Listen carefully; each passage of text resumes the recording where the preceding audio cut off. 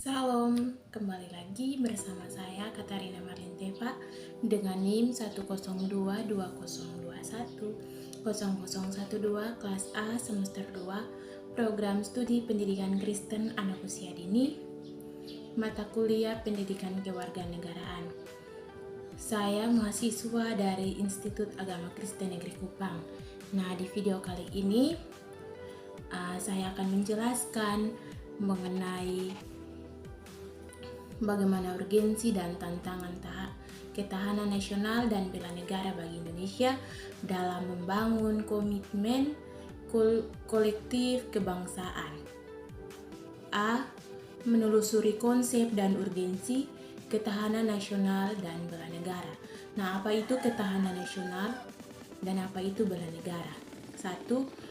Luan ketahanan nasional Indonesia.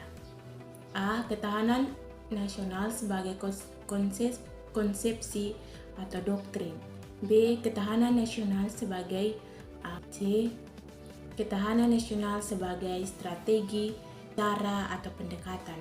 1. Untuk menetapkan kepemimpinan nasional yang selalu harus menuju ke tujuan yang ingin dicapai agar tetap secara efektif dielakkan dari hambatan, tantangan, ancaman, dan gangguan yang timbul balik. 2. Ketahanan nasional adalah kondisi dinamis yang merupakan integrasi dari kondisi tiap aspek kehidupan bangsa dan negara. 3. Ketahanan nasional meliputi ketahanan ideologi, ketahanan politik, ketahanan ekonomi, ketahanan sosial, budaya, dan ketahanan mempertahankan keamanan. 2. Dimensi dan ketahanan nasional berlapis dalam skala nasional dan sebagai konsepsi kenegaraan ada istilah ketahanan nasional. Selanjutnya, berdasarkan aspek-aspeknya nasional bidang politik, sosial, ekonomi, mempertahanan keamanan.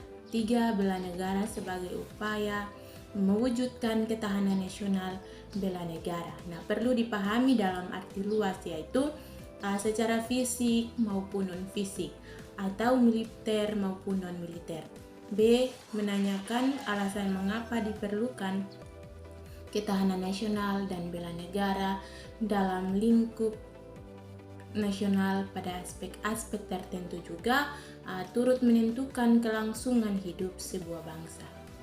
C. Mengenal isi sumber historis, sosiologi, politik tentang ketahanan nasional dan bela negara. Tinggi rendah ketahanan nasional amat dipengaruhi oleh unsur-unsur ketahanan nasional sendiri. Nah, unsur-unsur tersebut dalam pemikiran Indonesia dikenal dengan pesta pora yang berarti 8 unsur elemen atau faktor.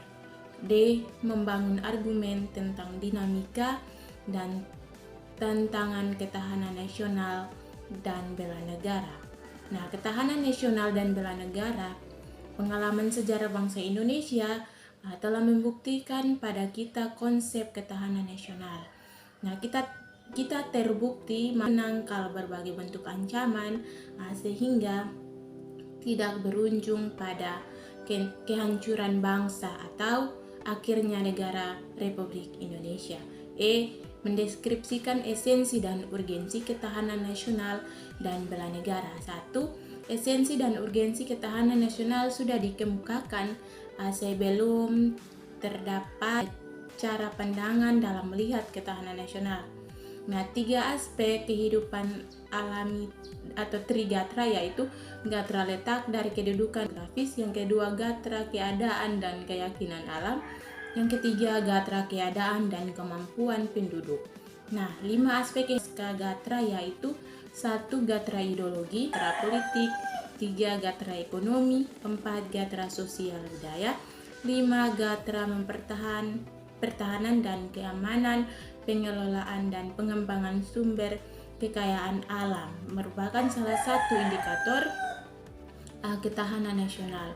Nah, hal-hal yang berkaitan dengan unsur-unsur sumber daya alam sebagai elemen ketahanan nasional meliputi yang pertama potensi sumber daya alam wilayah yang bersangkutan mencakup sumber daya. Yang kedua, kemampuan mengeksplorasi sumber daya dan alam hewan, nabati, dan tambang. 3. Pemanfaatan sumber daya alam dengan menghitungkan masa depan dan lingkungan hidup. 4. Kontrol atau kendali atas sumber daya alam. 2. Esensi dan urgensi bela negara. A.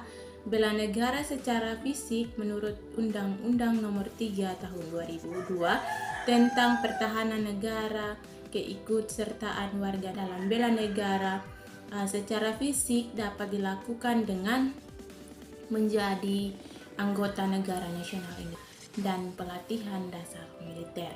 B. Bela negara secara non-fisik. 1. Mengikuti pendidikan kewarganegaraan baik melalui jalur formal dan non-formal. 2. Pemertaan akan kehidupan berdemokrasi dengan menghargai perbedaan pendapat dan tidak melaksanakan kehendak dalam menikah masalah bersama. 3. Pengabdian yang tulus kepada lingkungan sekitar dengan menanam, memelihara, dan melestarikan. 4. Berkarya nyata untuk kemanusiaan demi memajukan bangsa dan negara. 5. Berperan aktif dalam ikut menanggulangi ancaman, terutama ancaman militer, misalnya menjadi sukarela bencana banjir. 6. Mengikuti kegiatan mental spiritual di kalangan masyarakat agar dapat mengenal pengaruh-pengaruh budaya asing yang tidak sesuai dengan norma-norma kehidupan bangsa Indonesia. 7. Membayar pajak dan retribusi yang berfungsi sebagai sumber pembiayaan negara untuk melaksanakan pembangunan. Demikian hasil presentasi saya dari bab 8. Sekian dan terima kasih. Salam.